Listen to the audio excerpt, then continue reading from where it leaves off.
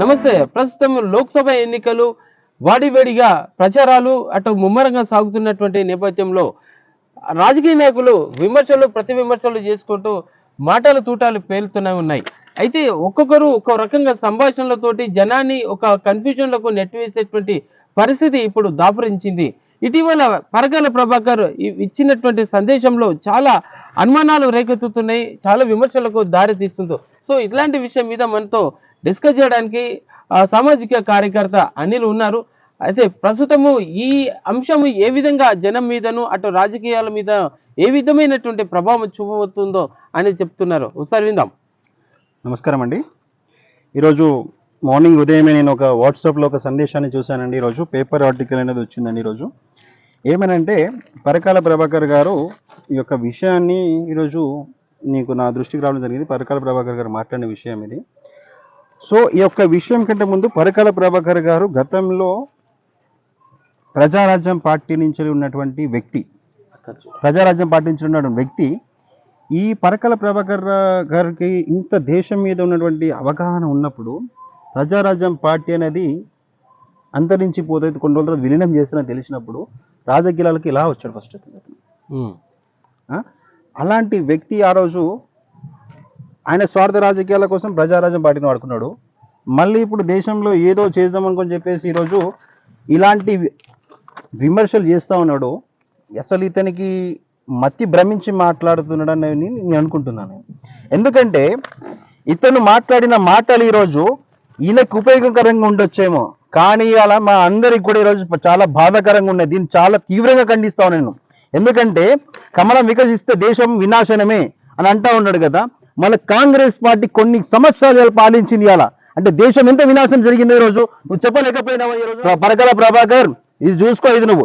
ఎందుకంటే 10 ఏళ్ళు మోడీ గారు ఈరోజు ప్రతి దేశంతో ఈరోజు మంచి సంబంధాలు కొనసాగిస్తా ఉంటే ఈరోజు చైనాతో ఈరోజు నా దేశాన్ని పోలిస్తావా అని అడుగుతా ఉన్నా నేను. పరకాల ప్రభాకర్కి ఒకటే హెచ్చరిస్తా ఉన్నాం మేము, నీకు దమ్ముంటే కాంగ్రెస్ ప్రభుత్వం ఇండియాలో ఉన్నటువంటి కాంగ్రెస్ కేంద్ర ప్రభుత్వంలో ఎప్పుడైతే ఉండదో, ఎన్ని అక్రమాలు చేసిందో నీకు బయట పెట్టే దమ్ము నీకు ఉందా అని అడుగుతున్నా నేను. ఈరోజు మోడీని విమర్శించే స్థాయి అనేదని అడుగుతున్నాను.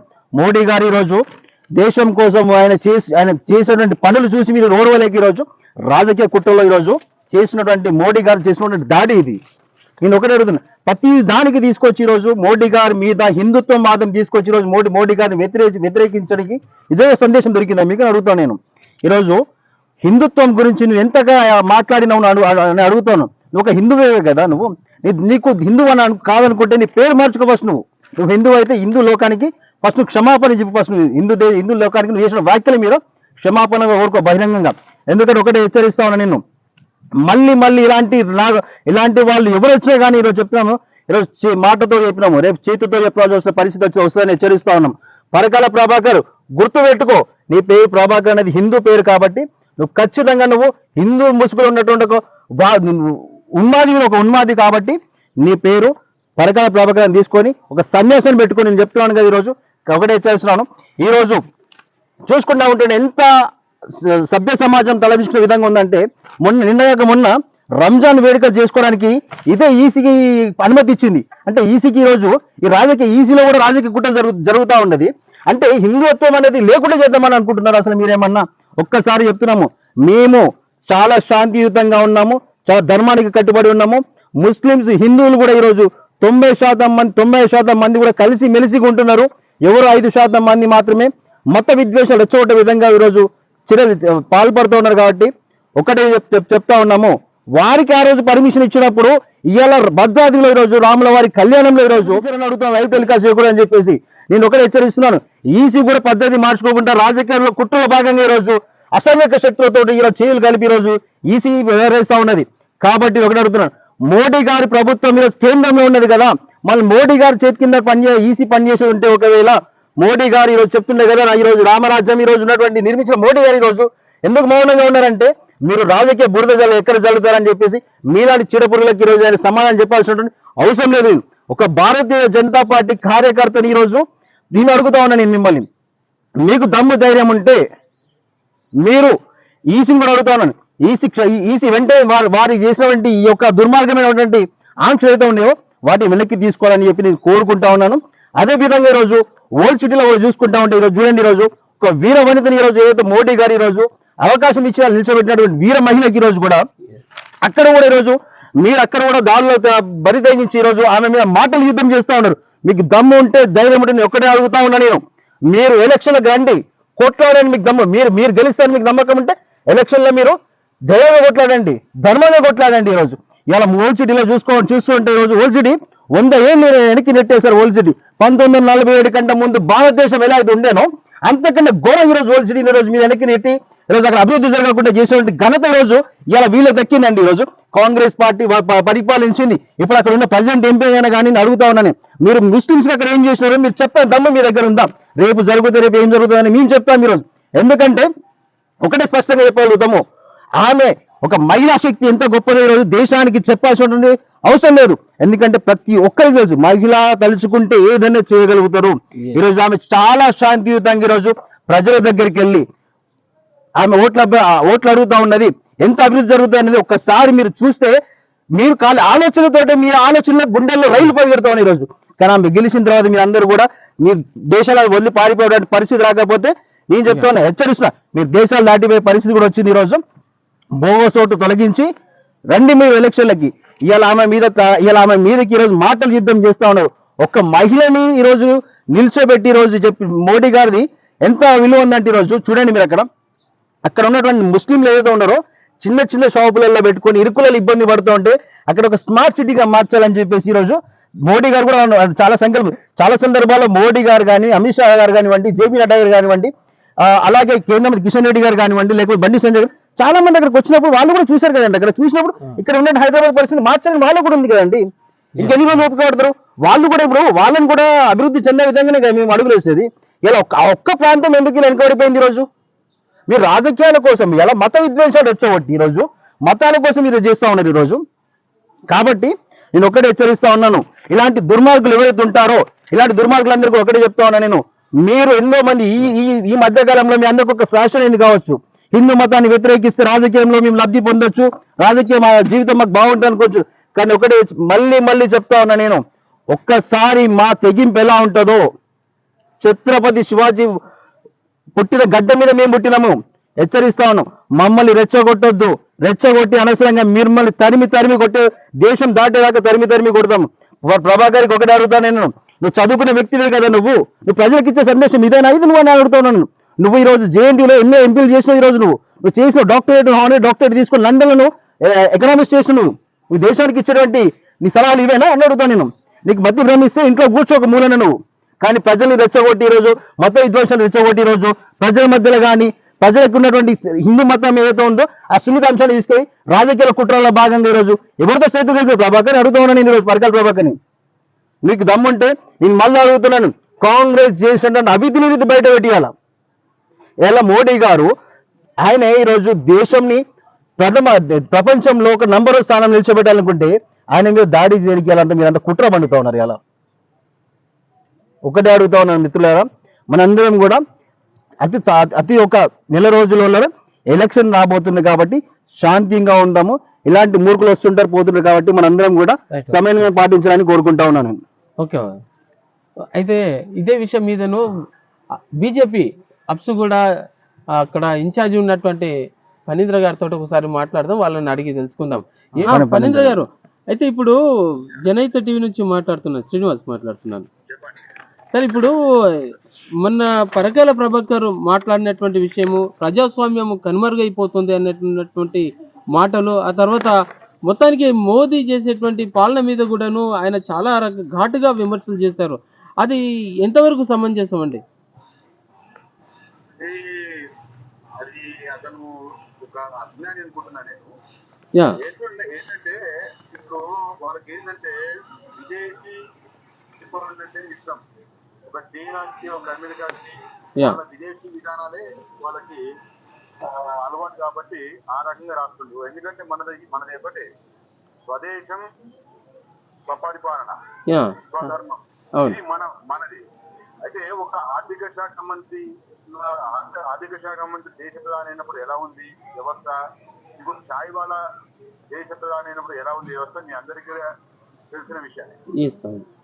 అటు ఆర్థికంగా కూడా బలపడింది భారతదేశం.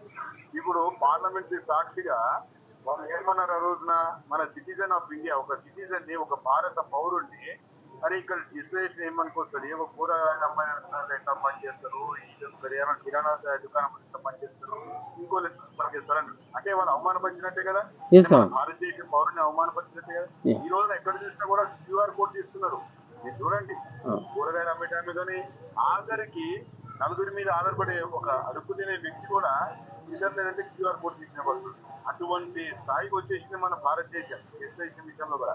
అంతేగాని ఈ ప్రభాకర్ లాంటి వాళ్ళు కుక్కలు మురుగుతారని చెప్పి మనము ఇక రాసుకుంటూ పోతారు. అవన్నీ పేపర్ వాళ్ళు కూడా టీవీ రేటింగ్ రేటింగ్ అని చెప్పి రాసుకుంటూ పోతారు. కానీ అది కరెక్ట్ కాదని నేను అనుకుంటున్నాను. అంటే మళ్ళీ ఈసారి కనుక ఇక బీజేపీ కేంద్రంలో కనుక వచ్చినట్టయితే ఇక రాబోయేది డిక్టేటర్షిప్, ఇక ఆ తర్వాత ఎన్నికలు అనేటివి ఉండకుండా జరుగుతుంది అని చెప్పేసి ఆ మాటలు కూడా ఆయన వ్యాఖ్యానించాడు. ఏమైనా నిజం ఉందా ఈ మాటల్లో? 100% రాంగ్ అండి. ఇది డెమోక్రటిక్ కంట్రీ, ప్రజలకే ఎన్నుకునే వాడే ప్రధాని అవుతారు, ప్రజాప్రతినిధి అవుతారు. ఖచ్చితంగా జమినీ ఎలక్షన్స్ కోసం వెళ్తారు తప్ప ఇటువంటి వాళ్ళ వ్యాఖ్యానాలను మేము ఖండిస్తున్నాం. ఓకే, అయితే ఇప్పటికే హిందువులలో మనుధర్మం ప్రకారం కులాల మధ్య అంతరాలు కూడా సృష్టించిన ఆ పరిస్థితి ఉంది. ఇక ఆర్థిక వ్యవస్థ కూడా దెబ్బతినే ప్రమాదం ఉంది. ఇక బీజేపీకి చాలించేసేయాలని చెప్పి ఘాటుగా అన్నటువంటి మాటలు ఇప్పుడు అవన్నీ చాలా దుమారం రేగుతున్నాయండి. ఇప్పుడు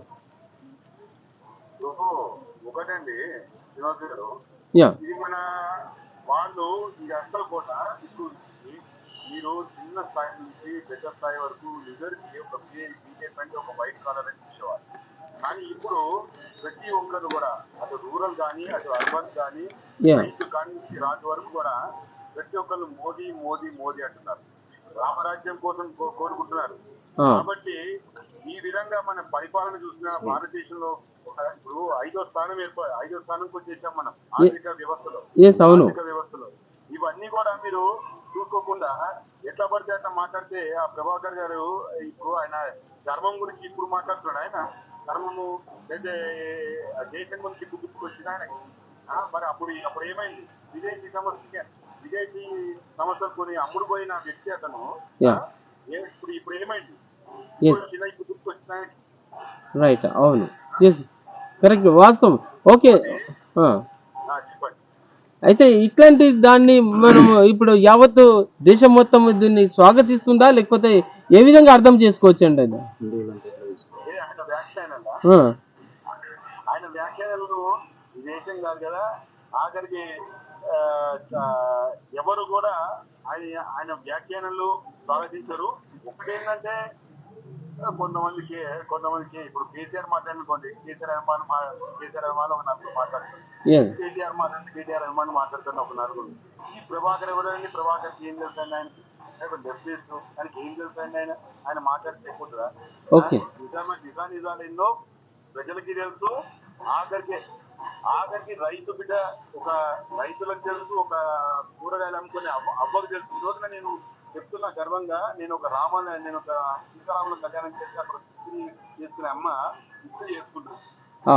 ఆమె దగ్గరికి పోయినా నేను ఏ కళ్ళు వేసుకొని ఏం వేసుకోలే. అవా ఎట్లుందమ్మా, ఎట్లనే ఇప్పుడు మన లోక్సభ ఎలక్షన్లు వస్తున్నాయి కదా, ఏం చేస్తున్నావమ్మా, మరి ఎవరికి వేద్దాం అనుకున్నాం అంటే ఇంకెవరయ్యా మన మోడీ ఇస్తామంటుంది. ఎందుకు? రేషన్ బియ్యం. ఆ రేషన్ బియ్యము గత కరోనా నుంచి కూడా ఇప్పుడు దాకా ఉచితంగా ఇస్తున్నారు. ఇప్పుడు ద్వితీయ శ్రేణి మాట్లాడుతున్నది. కరోనా వ్యాక్సినేషన్ లో ఏమన్నా ప్రథమ శ్రేణి ద్వితీయ శ్రేణి పెట్టినా రిజర్వేషన్ ఇప్పుడు మన ఈ విషయంలో ఏది మన పథకాల విషయంలో ఎన్నో పథకాలు వచ్చింది, మోదీ గారి పథకాలు. దాంట్లో ద్వితీయ శ్రేణి ప్రథమ శ్రేణి పెట్టినా అందరికి కూడా సమపాలన ఇచ్చే వ్యక్తి ఖచ్చితంగా మనం ఈసారి మళ్ళా దేశ ప్రధానిగా ప్రజలందరూ కూడా ఆయనని ఆశీర్వదిస్తారు. Okay, thank you. పనేంద్రన్న,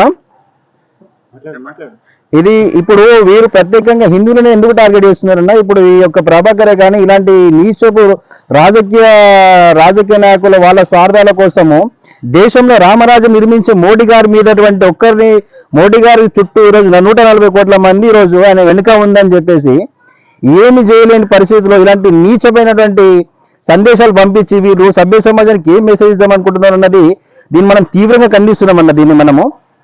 ఎందుకంటే తప్పకుండా వీడు నేను ఒకటి మాట అడుగుతున్నా, వీడు ఒకవేళ హిందూ ముసుగులో ఉన్నటువంటి ఉగ్రవాది వీడు, అసలు మతోన్మాది వీడు. అసలు నేను ఒకటే చెప్తాను, వీడు ప్రభాకర్ అనే పేరు తొలగించుకోవాలని నేను డిమాండ్ చేస్తా ఉన్నాను. నేను ఈ ప్రభాకర్ అనే పేరు తగిలించి ఏదైనా పీటరో లేకపోతే ఇంకోటి పెట్టుకోవాలి ఆయన.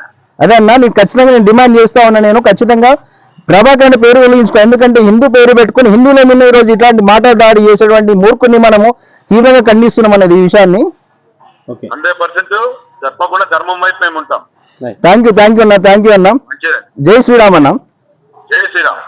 భారతీయ జనతా పార్టీ బీజేపీ కార్యకర్తలు సైతం వాళ్ళ అన్ని వర్గాల శ్రేణులు కూడాను ఇలాంటి విషయాల మీద ఏ ఒక్కరు కూడా సమర్థించే రకంగా కనబడతలేదు. సో మొత్తం మీద చూస్తే ఇవాళ పరకాల ప్రభాకర్ ఇచ్చినటువంటి ఆయన యొక్క వ్యాఖ్యలని యావత్తు దేశంలో కాకుండాను మొత్తం మీద అన్ని రకాల వాళ్ళు కూడాను ఈ మాటల మీద బాగా విశ్లేషణ చేశారు, ఆలోచన చేశారు. దేశాన్ని పరువును ప్రతిష్టను గంగపాలు కలిసేటట్టుగా మాట్లాడినటువంటి వ్యాఖ్యలు ఇప్పుడు మనం చూసాం. మొత్తం మీద రాబోయే ఎన్నికలు చాలా రసవత్తరంగా గందరగోళానికి దారితీసే రకంగా ఉన్నాయి. ఏదేమైనా సరే సభ్య సమాజానికి మేలు చేసేటువంటి ప్రక్రియ ఏదైనా బాగుంటుందని చెప్పి దీన్ని బట్టి తెలుసుకుంటాం.